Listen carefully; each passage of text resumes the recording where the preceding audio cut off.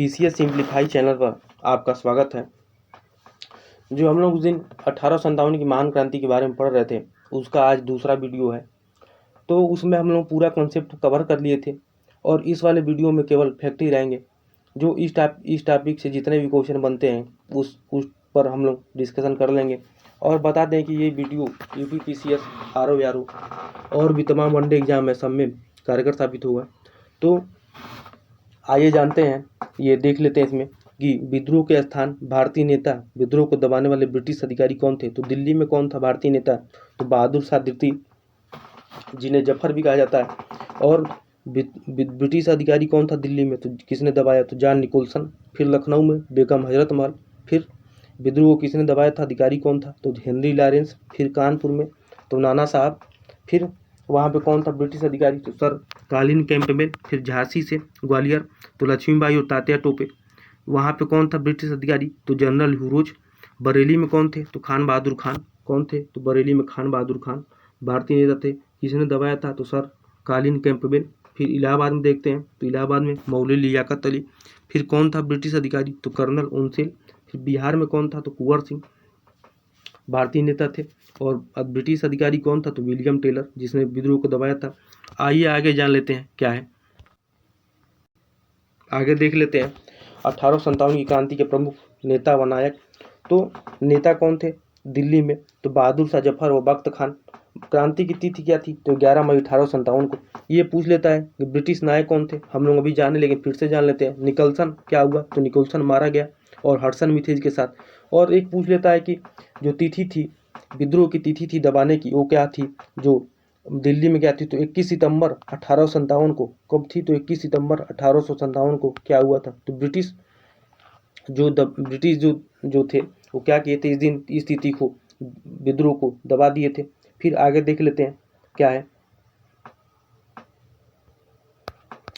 बहादुर शाह जफर भारत में मुगल साम्राज्य के अंतिम सम्राट थे, जिन्होंने दिल्ली में 1857 क्रांति में सिपाहियों का नेतृत्व किया था। लेकिन इस युद्ध में दिल्ली के क्रांतिवीरों की हार हुई, जिसके बाद बहादुर शाह जफर को अंग्रेजों ने ब्रिटिश भारत के बर्मा प्रांत की रंगून जेल में भेज दिया, जहां कैद में रहते हुए 7 नवंबर 1862 को क्या हुआ? तो उनकी मृत्यु हो गई। बख्त खान कौन थे? तो बख्त खान इनके सैन्य नेतृत्व करता थे। तो बख्त खान दिल्ली में चल रहे 1857 क्रांति में भारतीयों सैनिक के कमांडर इन चीफ थे। क्या कौन थे? तो कमांडर इन चीफ थे भारतीय सैनिकों के। खान पहले ब्रिटिश ईस्ट इंडिया कंपनी में सूबेदार के पद पर तैनात थे, लेकिन एनफील्ड राइफल के कारतूस की खोल पर सुअर और गाय की चर्बी लगी होने के कारण में अंग्रेजों के खिलाफ हो गए और 1 जुलाई 1857 दिल्ली आकर अंग्रेजों के खिलाफ चल रहे स्वतंत्रता संग्राम में क्या हुए? तो ये शामिल हो गए थे। फिर नाना साहब या तात्या टोपे। विद्रोह की तिथि क्या थी? तो 5 जून 1857 को। कहाँ पर? तो कानपुर में। और देखा जाए तो इसको कौन दबाया था? तो कैंपेबल थे। कौन थे विद्रोह को दबाया था? तो कैंपेबल थे। और विद्रोह की तिथि क्या थी? विद्रोह कब दबा दिया गया? तो 6 सितंबर 1857 को। 6 सितंबर 1857 को क्या हुआ? तो विद्रोह को दबा दिया गया था। कहाँ पर? तो कानपुर में। देख लेते हैं। नाना साहेब, जिनका असली नाम धोंदू पंत था, जिन्होंने अंग्रेजों के खिलाफ भारत के प्रथम स्वतंत्रता संग्राम में कानपुर से भारतीय सिपाहियों का नेतृत्व किया, तथा नाना साहेब और अंग्रेजों के बीच कई विवाद हुए, जिसमें पहला मुख्य कारण 1 जनवरी 1851 को क्या हुआ? तो उनके पिता पेशवा बाजीराव द्वितीय का देहांत हो गया था। फिर बाद में क्या हुआ? तो नाना साहेब द्वारा पेशवा की उपाधि को न माना गया। और फिर देखा जाए तो एक मुख्य कारण और भी हो सकता है कि अंग्रेजों से पेशवाई पेंशन के चालू कराने की मांग को भी इनकार कर दिया गया। तो पूछता है क्वेश्चन कि पेशवाई कब समाप्त हुआ था? तो 1818 को पेशवाई समाप्त हो गया था। फिर देख लेते हैं आगे क्या है। तो 5 जून 1857 को कानपुर की एक ब्रिटिश पत्रिका से ईस्ट इंडिया कंपनी के खजाने पर कब्जा करने के बाद उन्होंने ईस्ट इंडिया कंपनी के खिलाफ 1857 की क्रांति में भाग लेने की घोषणा की थी। फिर तात्या टोपे के बारे में जान लेते हैं। तो तात्या टोपे को कानपुर में चल रही 1857 क्रांति में नाना साहब ने अपना सैनिक सलाहकार नियुक्त किया था। तो कौन थे ये? नाना साहब के सैनिक सलाहकार थे। कौन? तो Tatya Tope. Brigadier general Havelock के सेना के साथ इलाहाबाद की ओर से कानपुर हमला किया गया, तथा तब तात्या टोपे ने कानपुर की सुरक्षा में अपना जी जान लगा दिया। लेकिन 16 जुलाई 1857 को उनकी पराजय हो गई और उन्हें कानपुर छोड़ना पड़ा। इसके बाद भी वे झांसी की रानी लक्ष्मीबाई, राव साहब, बहादुर शाह जफर आदि के विदा हो जाने के बाद भी करीब 1 साल तक क्या किए? तो भारतीय क्रांतिकारियों की कमान संभाले रहे। अब आगे जान लेते हैं बेगम हजरत महल या बिरजिस कादरी कौन थी। तो ये लखनऊ में भारतीय नायक थी। और कब हुआ था विद्रोह की तिथि क्या थी लखनऊ में, तो 4 जून 1857 को। और उस समय अंग्रेज गवर्नर जनरल कौन था, विद्रोह जो दबाने वाले थे अंग्रेज शासक, तो कौन था, तो हेनरी लॉरेंस। और कौन थे, तो कैंपबेल थे। क्या हुआ, हेनरी लॉरेंस को मार दिया गया। और विद्रोह की तिथि को कब दबाया गया था, तो विद्रोह जो तिथि थी विद्रोह की वो कब दबा दिया गया था विद्रोह को, तो मार्च 1858 को क्या हुआ था, तो विद्रोह को दबा दिया गया था। अब देख लेते हैं बेगम हजरत महल के बारे में। बेगम हजरत महल अवध वर्तमान उत्तर प्रदेश में के नवाब वाजिद अली शाह की क्या थी, तो दूसरी पत्नी थी। जब नवाब वाजिद अली शाह को अंग्रेजों ने उन्हें अपने ही राज्य से निकाल दिया, तब बेगम हजरत महल ने अवध रियासत के राजकीय मामलों को संभाला। 1857 से 58 के दौरान राजा जयलाल सिंह की अगुवाई में बेगम हजरत महल के सैनिकों ने ब्रिटिश ईस्ट इंडिया कंपनी के खिलाफ लड़ाई लड़ी और लखनऊ पर फिर से अपना अधिकार स्थापित कर लिया। अपने नाबालिग पुत्र बिरजिस कादरी कौन थे, तो उनके नाबालिग पुत्र थे, वो गद्दी पर बिठाकर उन्होंने अंग्रेजी सेना का स्वयं मुकाबला किया। उनका देहांत कब हुआ, तो 60 वर्ष की आयु में काठमांडू नेपाल में 7 अप्रैल 1879 को हुआ था। बिरजिस कादरी के बारे में जान लेते हैं। तो अवध के 6वें राजा और बेगम हजरत महल के कौन थे, तो ये पुत्र थे। जहां 1857 में पूरे देश की आज़ादी की क्रांति का बोलबाला था, वही दूसरी तरफ अंग्रेजी हुकूमत एक के बाद एक क्रांतिकारियों की मौत के घाट उतार रही थी। जब बिरजिस कादरी अपनी मां के साथ मिलकर अंग्रेजों के विरुद्ध लड़ रहे थे। फिर रानी लक्ष्मीबाई, तो विद्रोह की तिथि क्या थी, तो 4 जून 1857 को झांसी में। और यहाँ पे देखा जाए तो ब्रिटिश अधिकारी कौन था जो विद्रोह को दबाया था, तो कौन थे, तो हीरोज थे। कौन थे, तो हीरोज थे। और कब विद्रोह को दबा दिया गया था, 3 अप्रैल 1858 को। कब दबा दिया गया था, तो 3 अप्रैल 1858 को। कहाँ पर, तो झांसी में 3 अप्रैल 1858 को क्या हुआ, झांसी में विद्रोह को दबा दिया गया। ठीक है।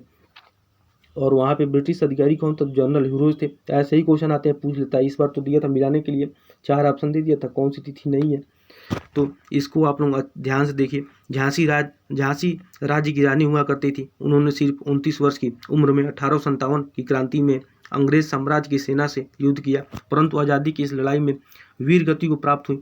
18 जून 1858 को ग्वालियर के निकट कोटा की सराय में ब्रिटानी सेना या ब्रिटिश सेना से लड़ते हुए रानी लक्ष्मीबाई की क्या हुई थी, तो मृत्यु हो गई थी। तो जो हीरोज थे ये लक्ष्मीबाई से प्रभावित होकर कहा था कि क्रांतिकारियों में क्या थी, तो रानी लक्ष्मीबाई एक अकेली मर्द थी। हीरोज ने कहा था, ये पूछ लेता है कि किसने कहा था, तो हीरोज ने कहा था। अब देख लेते हैं वीर कुंवर सिंह या अमर सिंह थे। तो ये क्रांति का स्थान कहाँ पे था, जगदीशपुर। कहाँ कब हुआ था, तो 12 जून 1857 को। तो इस समय देखा जाए तो कौन था ये ब्रिटिश अधिकारी कौन था, तो विलियम टेलर एवं विंसेंट आयर थे। और विद्रोह कब दबा दिया गया था, तो विद्रोह की तिथि क्या थी, तो 1858 को। जगदीशपुर कहाँ पर है, आप लोग जरूर कमेंट करिए। वीर कुंवर सिंह ने 1857 के संग्राम में अपने सेनापति मैकू सिंह और भारतीय सैनिकों का नेतृत्व किया था। वीर कुंवर सिंह ने 25 जुलाई 1857 को दानापुर में विद्रोह करने वाले सैनिकों की कमान संभाली थी। 2 दिन बाद उन्होंने जिला मुख्यालय आरा पर कब्जा कर लिया, लेकिन मेजर विंसेंट आयर ने 3 अगस्त 1857 को शहर को राहत दी, सिंह की सेना को हराया और जगदीशपुर को नष्ट कर दिया। आगे देख लेते हैं बाबू अमर सिंह सन 1857 के भारत के प्रथम स्वतंत्रता संग्राम के प्रमुख योद्धा एवं क्रांतिकारी थे। बाबू ये कौन थे, तो बाबू कुंवर सिंह के भाई थे। कौन, तो बाबू अमर सिंह ने मूल रूप से आरा की कुख्यात घेराबंदी सहित अपने भाई के अभियान में सहायता की थी। 26 अप्रैल 1858 को बाबू कुंवर सिंह की मृत्यु के बाद बाबू अमर सिंह सेना के प्रमुख बने और भारी बाधाओं के बावजूद संघर्ष जारी रखा और काफ़ी समय तक शाहाबाद जिले में समांतर सरकार चलाई गई थी। तो आप लोगों को बता दें कि ऐसे भी क्वेश्चन आते हैं कि 1857 की क्रांति में जो इतिहासकार थे उनका मत क्या था। तो टी.आर. होम्स कहते हैं कि 1857 क्रांति के बारे में कि बर्बरता तथा सभ्यता के बीच युद्ध था। तो कौन कह रहा है, तो टी.आर. होम्स ने कहा था। फिर ये राष्ट्रीय विद्रोह था, तो डिज़रायली ने कहा था। यह भारत का प्रथम स्वतंत्रता संग्राम है, किसने कहा था, तो बी.डी. सावरकर ने कहा था। फिर यह अंग्रेजों के विरुद्ध हिंदू और मुसलमानों का षड्यंत्र था, तो जेम्स आउटरम डब्ल्यू टेलर ने कहा था। यह धर्मांधों एवं ईसाइयों के विरुद्ध युद्ध था, तो किसने कहा रहा, तो एली आर रीज ने कहा रहा था। देखा जाए तो उसमें क्या हुआ कि बिहार, अवध तथा अन्य उन स्थानों के व्यक्तियों को जिन्होंने 1857 की क्रांति में भाग नहीं लिया था, तो उन्हें क्या किया गया था, तो गैर लड़ाकू घोषित कर दिया गया था। सैनिकों की संख्या में कम कर दी गई थी तथा सिख, गोरखा और पठानों को जो 1857 की क्रांति को दबाए थे उनको अंग्रेजों की मदद किया था और लड़ाकू जातियां घोषित की गई और उन्हें बड़ी संख्या में सेना में भर्ती किया गया। तो क्या होता था कि भारतीय सेना में जो ऊंचे से ऊंचा प्राप्त होने वाला था सूबेदार का था, पद जो था वो सूबेदार का था।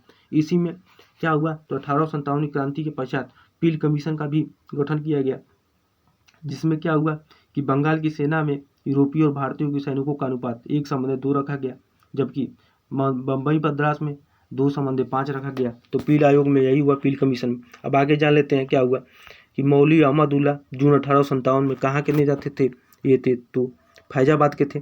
ठीक है, फैजाबाद में ये कौन थे? तो मौलवी अहमदुल्ला। और उस समय जो विद्रोह का दमन करता था, दबाया था, कौन था? तो कर्नल नील थे। और कब दबा दिया गया? तो 1858 में। देख लेते हैं अहमदुल्ला शाह फैजाबाद के मौलवी थे, जिन्हें लोग 1857 के विद्रोह के लाइट हाउस के रूप में जानते थे, जिन्होंने 1857 के विद्रोह में नाना साहिब और खान बहादुर खान के साथ मिलकर आज़ादी की लड़ाइयाँ लड़ी थी। वे 1857 और 1858 में के भारतीय विद्रोह पूर्ण रूप से सक्रिय रहे। उन्होंने अवध की क्रांतिकारी सेना का नेतृत्व कर बरकत अहमद के साथ मिलकर हेनरी मोंटगमरी लॉरेंस की अंग्रेजी सेना के खिलाफ लड़ाई जीती थी। उनकी मृत्यु विश्वासघाती ढंग से एक टाप शॉट गोली से मारकर की गई थी।